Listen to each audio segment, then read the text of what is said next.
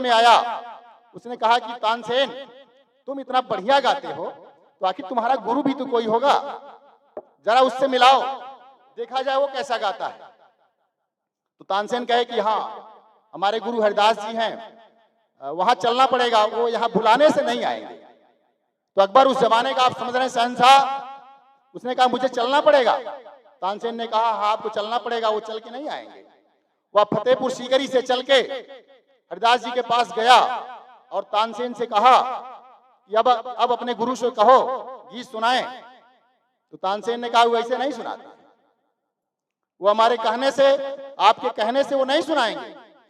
अकबर को फिर आश्चर्य हुआ कि मेरे जैसा राजा आदेश कर रहा है, कह रहा है कि ऐसे नहीं सुनाते हैं। कहा फिर कैसे सुनाते हैं? कहा आप इंतजार करिए, अभी जब वातावरण बनेगा, वातावरण का महत्व मैंने आपको बताया था, और जब आकाश में बादल घेरे और उन्होंने मल्हार गीत गाया तो अकबर बेहोश होकर गिर पड़ा।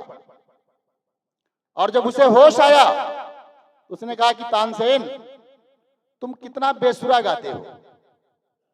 जिसकी हमेशा बड़ाई किया करता था उसने कहा तुम इतना बेसुरा क्यों गाते हो। उन्होंने कहा कि साहब इसमें थोड़ा सा अंतर है। उनके जवाब को आप सुनिएगा। तानसेन ने कहा कि मैं आपकी मर्जी से गाता हूं और वह उसकी मर्जी से गाते हैं, और जिसकी मर्जी उसके ऊपर हो जाती है तो अपने आप बड़ा हो जाता है। तो आपने अपने गीत के माध्यम से जो समय यहाँ पे बांधा, नीरज कुमार की 4 पंक्तियां मुझे याद आती हैं। उन्होंने लिखा कि गीत मर जाएगा तो फिर क्या यहाँ रह जाएगा, गीत मर जाएगा तो फिर क्या यहाँ रह जाएगा, एक सिसकता आंसुओं का कारवां रह जाएगा, और प्यार की धरती अगर बंदूक से बांटी गई, प्यार की धरती अगर बंदूक से बांटी गई, तो एक मुर्दा शहर अपने दरमियां रह जाएगा, एक मुर्दा शहर अपने दरमियां रह जाएगा। तो आप अपनी जीवंतता बनाए रखिए, अपनी तालियों को आप खोल के रखिए। अब हमारे बीच में गुजरात से चल के आए सुमित मानधाना जी, ऐसी धरती से आप आए हैं जिस धरती से सत्य और अहिंसा का पुजारी महात्मा गांधी, जिनको हम राष्ट्रपिता के नाम से जानते हैं, देश के कोने कोने में जाकर के अपना परचम लहराया, ऐसी धरती से हमारे बीच में सुमित मानधाना जी हैं। हास्य के बेताज बादशाह हैं, ये अपने हास्य के माध्यम से संदेश देते हैं। मैं आपसे निवेदन करता हूं कि आप आएं और अपना हास्य प्रस्तुत करें। सुमित मानधाना जी।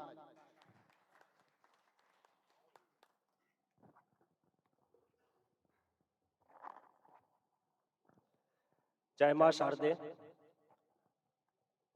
मेरी आवाज आ रही है? हेलो, बढ़िया बढ़िया। दूसरा ले ले बंधु, साथ में एक और भी है। जी जी जी।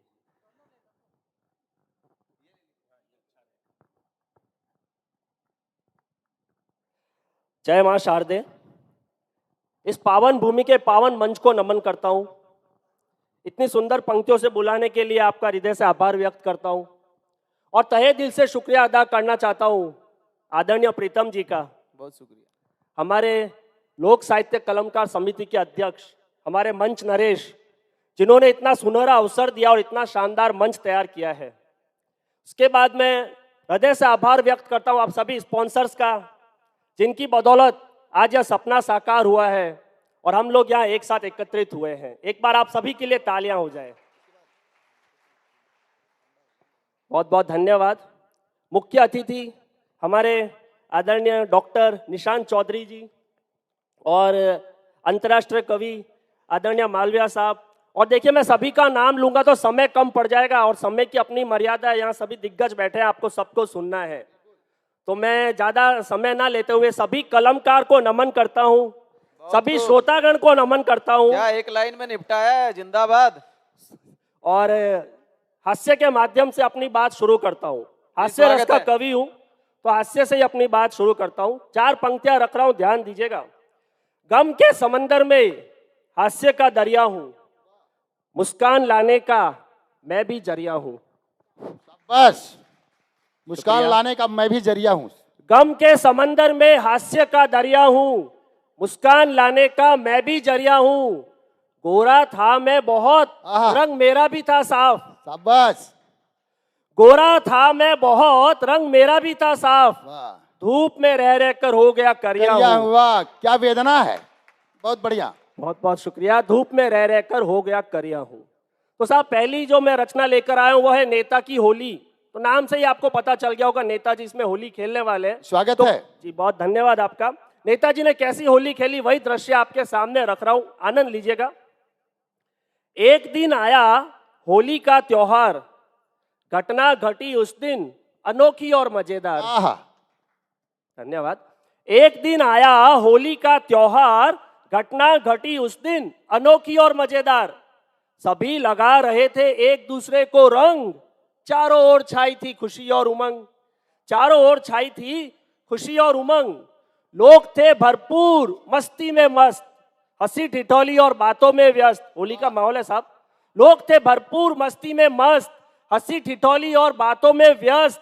तभी घटी एक अजीब सी घटना, यूं लग रहा था मानो है कोई सपना। यूं लग रहा था मानो है कोई सपना। एक नेताजी ने खूब ज्यादा पी रखी थी भंग। आहा, ध्यान दीजिएगा, एक ज्यादा पी नेताजी रखी ने थी भंग। खूब ज्यादा पी रखी थी भंग और अपनी बीवी की जगह कुर्सी पर ही डाल दिया रंग। रंग। आहा, क्या भांग का नशा है। धन्यवाद। और अपनी बीवी की जगह कुर्सी पर ही डाल दिया रंग। यह नजारा देखकर लोग हैरान हो गए। घर के बड़े बुजुर्ग और पड़ोसी परेशान हो गए। आहा, घर के बड़े बुजुर्ग और पड़ोसी परेशान हो गए। इस पर नेताजी क्या बोलते हैं सुनिए। असली तो यही है जो अब तक संभाल रही है, आहा, मुझे और मेरे बीवी बच्चों को पाल पाल रही रही। है। वाह, क्या कुर्सी है। धन्यवाद। कुर्सी का क्या महात्मा आपने बताया। असली तो यही है जो अब तक संभाल रही है, मुझे और मेरे बीवी बच्चों को पाल रही है। बीवी की खातिर कभी आहा। परिवार से किया था झगड़ा, वाह। अब कुर्सी की खातिर देश को लगाऊंगा आहा, रगड़ा। रगड़ा, बहुत सही। मुझे एक किस्सा याद आ रहा है। एक नेताजी एक बार जा रहे थे गाड़ी में, तो एक बच्चे को देखते तो अपनी गाड़ी का शीशा नीचे करते हैं, गाड़ी रोकते हैं और उससे पूछते हैं कि मैं तो देखता हूँ कभी तू खिलौने बेचता है, कभी छोटी छोटी किताबें बेचता है, कभी रुमाल मोजे बेचता है, आज तू झंडे बेच रहा है, ऐसा क्या है जो तू नहीं बेच सकता। लड़के का जवाब सुनिएगा साहब, और पसंद आए तो ताली बजाइएगा। लड़का कहता है नेताजी मैं नेता की तरह देश नहीं बेच सकता। आहा, बीवी की खातिर कभी परिवार से किया था झगड़ा, अब कुर्सी की खातिर देश को लगाऊंगा रगड़ा। आरक्षण लाऊंगा महंगाई बढ़ाऊंगा, आरक्षण लाऊंगा महंगाई बढ़ाऊंगा, रोजगार मिटाऊंगा भ्रष्टाचार बढ़ाऊंगा, रोजगार मिटाऊंगा भ्रष्टाचार बढ़ाऊंगा। आप कहेंगे देश में मुसीबत की घड़ी है, अजी आप कहेंगे देश में मुसीबत की घड़ी है, पर मेरे लिए तो भाइयों और बहनों कुर्सी ही बड़ी है, कुर्सी ही बड़ी है। बहुत बहुत धन्यवाद। दूसरी रचना जो मैं प्रस्तुत कर रहा हूं वह मैंने शिक्षा प्रणाली पे रोशनी डालने के लिए बनाई है। कुछ सरकारी स्कूलों में, हम तो स्कूल में ही खड़े हैं, बहुत बहुत धन्यवाद साहब, स्कूल में ही खड़े और हमने आइडिया लग गया कि यहाँ पे क्या पढ़ाई होने वाली, बहुत ही शानदार होने वाली। इस बात के लिए बहुत बहुत धन्यवाद कहना चाहूंगा मैं। तो यह रचना सुनने के बाद मेरा दावा है आपको हमारे आदरणीय कवि काका हाथरसी जी याद आ जाएंगे, क्योंकि उनकी रचना का जो सार था और मेरी रचना का जो सार है दोनों एक ही है। मिमिक्री के साथ अपने अंदाज में अपनी रचना प्रस्तुत कर रहा हूं। शीर्षक है परशुराम जी का धनुष। स्वागत है, गदगद हो जाएंगे श्रोता, वाह क्या कहने। धन्यवाद। ध्यान चाहूंगा सभी का, एक एक पंक्ति पे ध्यान दीजिएगा, आपको बहुत आनंद आने वाला है। एक सरकारी स्कूल में मास्टर जी पढ़ा रहे थे, बच्चों को रामायण का वृतांत सुना रहे थे। एक सरकारी स्कूल में मास्टर जी पढ़ा रहे थे, बच्चों को रामायण का वृतांत सुना रहे थे। तभी उन्होंने एक लड़के को खड़ा किया, परशुराम जी का धनुष किसने तोड़ा, सवाल किया। अब साहब ध्यान चाहूंगा, छोटा सा सवाल है पर इसने बवाल मचा दिया सवाल ने। तभी उन्होंने एक लड़के को खड़ा किया, परशुराम जी का धनुष किसने तोड़ा, सवाल किया। आहा, सवाल सुनकर लड़का सक पका गया, मैंने तो नहीं तोड़ा मास्टर जी, वाह, कहकर झट से बैठ गया, कहकर झट से बैठ गया। मास्टर जी को उस पर थोड़ा गुस्सा आया। वही सवाल उन्होंने दूसरे लड़के से दोहराया, वही सवाल उन्होंने दूसरे लड़के से दोहराया। वो बोला मैं तो कई दिन से स्कूल ही नहीं आता हूं, तोड़ फोड़ के बारे में कुछ भी नहीं जानता हूं। तोड़ फोड़, धन्यवाद, बहुत बढ़िया। तोड़ फोड़ के बारे में कुछ भी नहीं नहीं जानता जानता हूं। हूं। अब साहब ये इंस्टाग्राम के बच्चे, आजकल के बच्चे यहाँ बैठे ही है, मैं इनके बारे में क्या बोलूं। मैं एक बच्चे को मास्टर जी ने पूछा कि बता कुतुब मीनार कहाँ है, बोलता है मुझे नहीं पता। वाह, मास्टर जी बोला चल बेंच पे खड़ा हो जा। बेंच पे खड़ा होके बोलता है मास्टर जी यहाँ से भी नहीं दिख रहा है। बहुत सही। तो मास्टर जी ने उसे बोला तू क्लास से बाहर निकल जा। क्या हाथ से तो निकाला बच्चे है। का कॉन्फिडेंस देखिए साहब, धन्यवाद। बच्चे का कॉन्फिडेंस देखिए, बच्चा क्या बोल रहा है सर को, मास्टर जी कमाल करते हैं। जब बेंच पे खड़ा होके कुतुब मीनार नहीं दिख रहा है तो बाहर जाने से कहां से दिखेगा? तो ये आजकल के बच्चे हैं साहब। तो ध्यान दीजिएगा, आप वापिस कविता पे लौट आते हैं। मास्टर जी को उस पर थोड़ा गुस्सा आया, वही सवाल उन्होंने दूसरे लड़के से दोहराया। वो बोला, मैं तो कई दिन से स्कूल ही नहीं आता हूँ, तोड़ फोड़ के बारे में कुछ भी नहीं जानता हूँ, कुछ भी नहीं जानता। क्या सफाई दिया। मास्टर जी ने एक एक करके सभी से ये सवाल किया, पर किसी ने भी उसका ठीक से जवाब नहीं दिया, यह देखकर मास्टर जी गुस्सा हो गए और सीधा प्रिंसिपल के कैबिन की ओर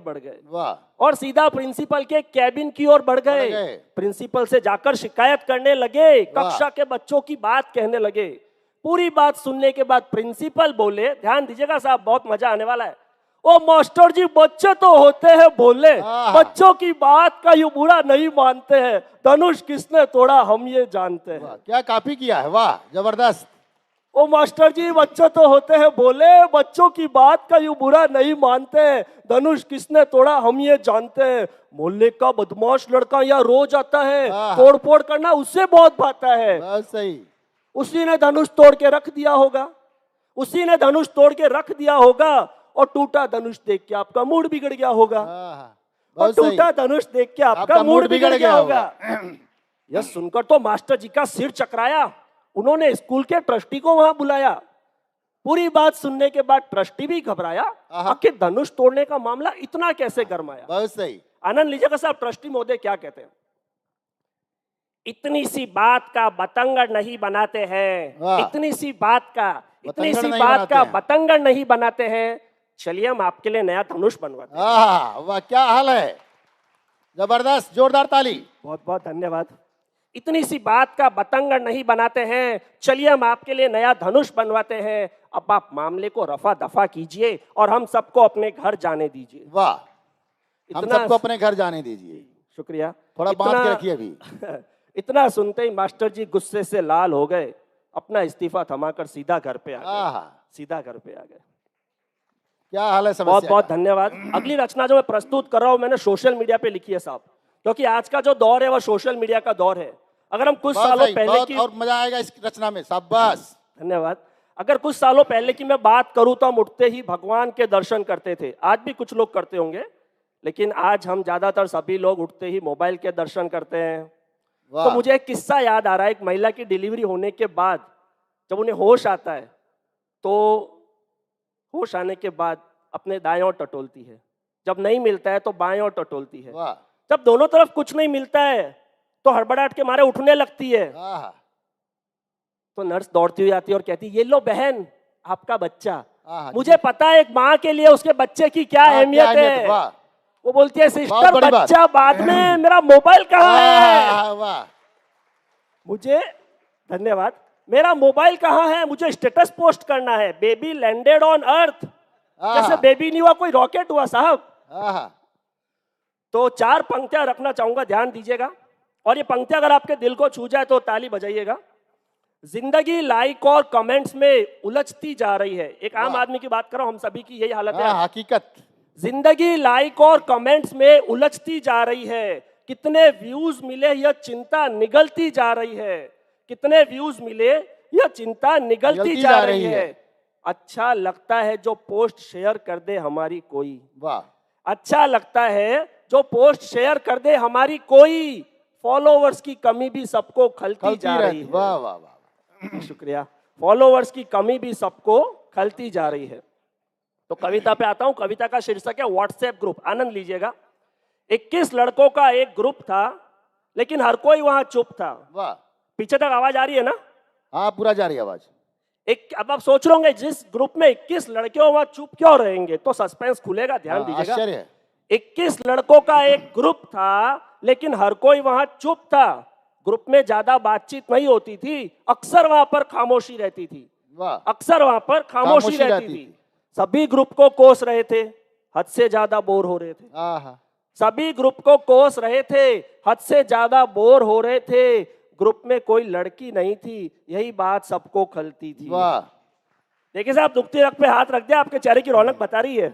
ग्रुप में कोई लड़की नहीं थी, यही बात सबको खलती थी। रूपा ज्वाइंट ग्रुप, एक दिन मैसेज आया, आहा, यह पढ़कर तो हर कोई हर्षाया। रूपा जॉइंट ग्रुप, एक दिन मैसेज आया, यह पढ़कर हर कोई हर्षाया। फिर तो ग्रुप की रंगत ही बढ़ गई आहा, जब से रूपा की संगत ही पड़ गई। फिर हलचल। फिर तो ग्रुप की रंगत ही बढ़ गई जब से रूपा की संगत ही पड़ गई। सभी ज्यादा एक्टिव रहने लगे, रूपा से ज्यादा चैटिंग करने लगे, रूपा से ज्यादा चैटिंग करने लगे। एक दिन एक बंदे ने किया नेक काम, रूपा से पूछ लिया उसका पूरा नाम। पूरा नाम। ध्यान दीजिएगा साहब, वाह। एक दिन एक बंदे ने किया नेक काम, रूपा से पूछ लिया उसका पूरा नाम। नाम पढ़कर सभी भौचक के रह गए, सबके दिल के अरमा बिखर गए। आहा, नाम पढ़कर सभी भौचक के रह गए, शुक्रिया। नाम पढ़कर सभी भौचक के रह गए, सबके दिल के अरमा बिखर गए। उसका पूरा नाम था रूपा लाल चौरसिया। आहा, वाह वाह, क्या हास्य है। यह पढ़कर आधा ग्रुप लेफ्ट हो लिया, यह पढ़कर आधा ग्रुप लेफ्ट हो लिया। वाह, बहुत बहुत धन्यवाद। बहुत बहुत वाह, धन्यवाद सुमित जी। जी, बहुत शुक्रिया साहब। अगली रचना साहब जो मैं प्रस्तुत कर रहा हूं वो मैंने नींबू पे लिखी है। अब आप सोचेंगे नींबू पे रचना, जी हाँ, कुछ दिनों पहले, महीनों पहले नींबू के काफी भाव बढ़ गए थे, तो हमारे नींबू महाशय ऐसे में क्या सोच रहे हैं, वही मैं रचना आपके सामने रख रहा हूँ। और कविता का शीर्षक है खट्टा रसगुल्ला। अब आप सोच रहे होंगे ऐसा शीर्षक क्यों रखा है, तो कुछ शहरों में अगर सूरत की बात करूँ तो एक नींबू की कीमत एक रसगुल्ले के बराबर हो गई थी, तो आनंद लीजिएगा। क्या कीमत है। धन्यवाद। नींबू ने कहा, अपने परम मित्र केले से उठा लेते थे लोग कभी भी मुझे ठेले से। वाह। नींबू ने कहा, अपने परम मित्र केले से उठा लेते थे लोग कभी भी मुझे ठेले से। देखो मेरे भी अब तो दिन बदल गए हैं, आपके नहीं मेरे अच्छे दिन आ गए हैं। आहा, अच्छे दिन आ गए। अच्छे दिन आ गए, आपके नहीं मेरे अच्छे दिन आ गए हैं। कल तक लोग मुझे आराम से ले आते थे, निचोड़ निचोड़ कर सब्जी में मिलाते थे। यही तो करता है साहब हम लोग सालों से। बिल्कुल। कल तक लोग मुझे आराम से ले आते थे, निचोड़ निचोड़ कर सब्जी में मिलाते थे। अब मैंने भी अपना जादू चलाया है, वाह। देख लोगों को एसी में भी पसीना आया है। वाह, एसी में भी पसीना आया है। देख लोगों को एसी में भी पसीना आया है। सबकी कीमतें बढ़ गई, मैंने उफ तक नहीं किया। हम सभी जानते हैं साहब, आलू के, टमाटर के, प्याज के भाव बढ़े हैं। सबकी कीमतें बढ़ गई, मैंने उफ तक नहीं किया। मेरे दाम बढ़े तो सबका सिर चकरा गया, मेरे दाम बढ़े तो सबका सिर चकरा गया। मैं बड़ा ही खुश था जब मुझसे शिकंजी लोग मनाते थे। और ये पंक्तियां साहब आप लोग जब जब रेस्टोरेंट में खाना खाने जाएंगे, सुमित की ये पंक्तियां आपको याद आएगी, खास ध्यान चाहूंगा। मैं बड़ा ही खुश था जब मुझसे शिकंजी लोग बनाते थे। गुस्सा तब आता था जब हाथ धोने के पानी में मुझे सुलाते थे। क्या मिसयूज है उसका। बहुत बहुत शुक्रिया। गुस्सा तब आता था जब हाथ धोने के पानी में मुझे सुलाते थे। वाह। अनमोल देन हूं कुदरत की, लोग मोल भी नहीं समझ पा रहे हैं। अनमोल देन हूं कुदरत की, लोग मोल भी नहीं समझ पा रहे हैं। मुझे छोड़कर हानिकारक कोल्ड ड्रिंक पिए जा रहे हैं। वाह वाह वाह, क्या बात है। देखिए जन संदेश क्या दे व्यंग्य दिया और नींबू हास्य ने। एक साथ, बहुत सही। बहुत बहुत धन्यवाद। अनमोल देन हूं कुदरत की, लोग मोल भी नहीं समझ पा रहे हैं। मुझे छोड़कर हानिकारक कोल्ड ड्रिंक पिए जा रहे हैं। वाह। वक्त है अभी संभल जाओ। नींबू वार्न कर रहा है साहब, वक्त है अभी संभल जाओ वरना बाद में बहुत पछताओगे। इतनी दूर मैं चला जाऊंगा, मुझे ला भी नहीं पाओगे, वाह, मुझे ला वाह। भी नहीं पाओगे। बहुत सही, जबरदस्त। समय की अपनी मर्यादा है, मेरे पास पढ़ने को और भी है, लेकिन अंतिम रचना पढ़ के अपना आसन ग्रहण करूंगा। और ये सुनाने से पहले बताना चाहूंगा, ये मैंने मध्य रात्रि 3:30 बजे दिल्ली से सूरत आते वक्त बनाई है। एक छोटा सा हादसा हो गया था मेरे साथ, जो मेरी बर्थ थी वो कंफर्म नहीं हो पाई, तो मुझे लोकल कंपार्टमेंट में प्रस्थान करना पड़ा। तो उसी की पर मैंने ये रचना बनाई है। जो नज़ारा मेरे सामने आया वही आपके सामने रख रहा हूँ। रात को नींद न आने पर ट्रेन में चक्कर लगाने गया। एक एक पंक्ति ध्यान से सुनिएगा, पूरा दृश्य आपके सामने रखूंगा। रात को नींद न आने पर ट्रेन में चक्कर लगाने गया। हालांकि साहब मेरे मंसूबों पर पानी फिर गया, चक्कर लगाना तो दूर की बात है, चल भी नहीं सकते थे, इतनी भीड़ थी। रात को नींद न आने पर ट्रेन में चक्कर लगाने गया। जो नजारा सामने आया वो देखकर स्तब्ध रह गया। जो नजारा सामने आया वह देखकर स्तब्ध रह गया। तभी सोचा यह दृश्य लोगों तक पहुंचाया जाए, इस पर हास्य रचना बनाकर सबको खूब हंसाया जाए। बहुत सही। बहुत बहुत इस पर धन्यवाद। हास्य रचना इस पर हास्य रचना बनाकर सबको खूब हंसाया जाए। सबसे ज्यादा कोऑपरेटिव लोग ट्रेन के लोकल कंपार्टमेंट में होते हैं। वाह। सबसे ज्यादा कोऑपरेटिव लोग ट्रेन के लोकल लोकल कंपार्टमेंट में होते हैं। जान पहचान ना होते हुए भी एक दूसरे के कंधे पर सिर रखकर सोते हैं। बहुत सही। जान पहचान जी, जान पहचान ना होते हुए भी एक दूसरे के कंधे पर सिर रखकर सोते हैं। किसी का पैर किसी के कंधे पर होता है, कोई नींद में किसी का जूता सूंघ रहा होता है। ये सब दृश्य आंखों से देखे साहब, वही रख रहा हूं। बिल्कुल बिल्कुल। किसी का पैर जी, धन्यवाद। किसी जिंदाबाद। क्या दृश्य खींचा है। बहुत बहुत शुक्रिया। किसी का पैर किसी के कंधे पर होता है, कोई नींद में किसी का जूता सूंघ रहा होता है। जहां खड़े रहने की भी किल्लत पड़ी होती है, वहां मजे से पब्लिक सो रही होती है। सब देखे हैं मैंने ये सीन। बहुत सही। जहां खड़े रहने की भी किल्लत होती है, वहां मजे से पब्लिक सो रही होती है। ऐसे में जो कोई लघु शंका करने जाता है, खुद को किसी योद्धा से कम नहीं आंकता है। खास ध्यान चाहूंगा साहब इन पंक्तियों पे। ऐसे में जो कोई लघु शंका करने जाता है, खुद को किसी योद्धा से कम नहीं आंकता है। चलने की जरूरत आने पर कदम संभाल कर रखते हैं, उसका पैर ऊपर उठाकर लोग चलने में मदद करते हैं। वाह वाह। बहुत बहुत धन्यवाद। उसका पैर ऊपर उठाकर लोग चलने में मदद करते हैं। जैसे दुश्मन ने माइंस बिछा रखी हो, ऐसे वह चलते हैं, क्योंकि जगह ही नहीं है। जैसे दुश्मन ने माइंस बिछा रखी हो, ऐसे वे चलते हैं। तब सच में एक फौजी वाली फीलिंग का एहसास करते हैं। तब सच में एक फौजी वाली फीलिंग का एहसास करते हैं। यही एक नजारा आप लोगों के सामने लेकर आया हूं। पसंद आए तो साझा कीजिएगा। आपसे यही चाहता हूं। जबरदस्त। जिंदाबाद। बहुत बहुत धन्यवाद सुवीर जी। बहुत बहुत धन्यवाद। जय हिंद, जय भारत। बहुत अच्छे से आप लोग सुन रहे थे। हृदय से आप सभी का आभार व्यक्त करता हूं। धन्यवाद।